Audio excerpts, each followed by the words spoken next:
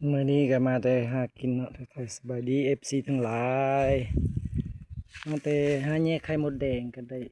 มดแดงเด็ดๆเนาะตากแดดแล้วแม่มันก็ลืมออกแล้ว เหลือแต่ไข่เนาะมันเหลืออยู่ไข่กำลังดก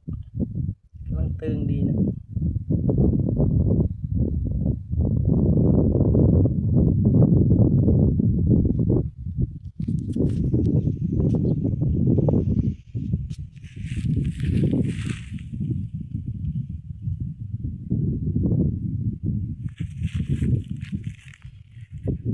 เจ็ดนะได้กินเลยก้อยเอา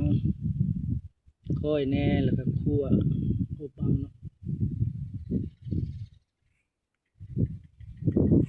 เป็นตาแสบได้พี่น้องเอ้ยไข่มดแดงเนี่ย แม่มันออกหมดแล้วก็ไปก้อยแน่แล้วก็อบแน่แซ่บพี่น้อง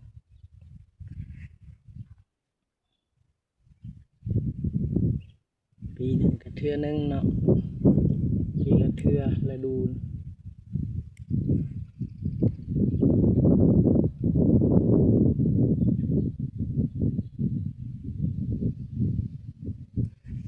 แซ่บเด้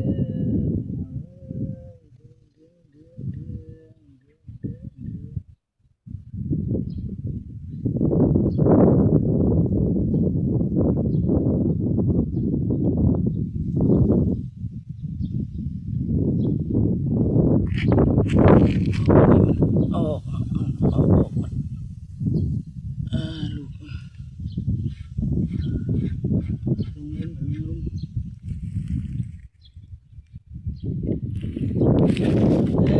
ติ๊กติ๊งนะ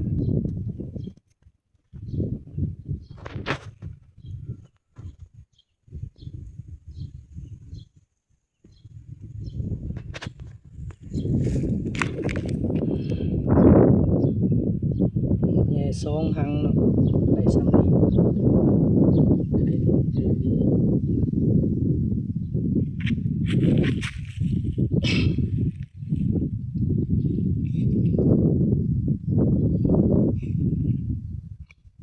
กำลังงามเนาะมีนาง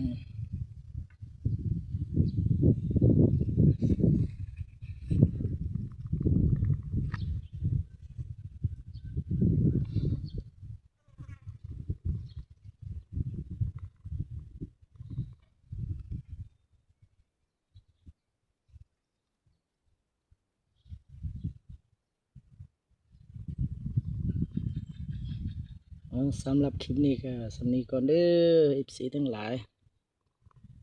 ใครอยากคอมเมนต์มาแน่กดไลค์กดแชร์ให้แน่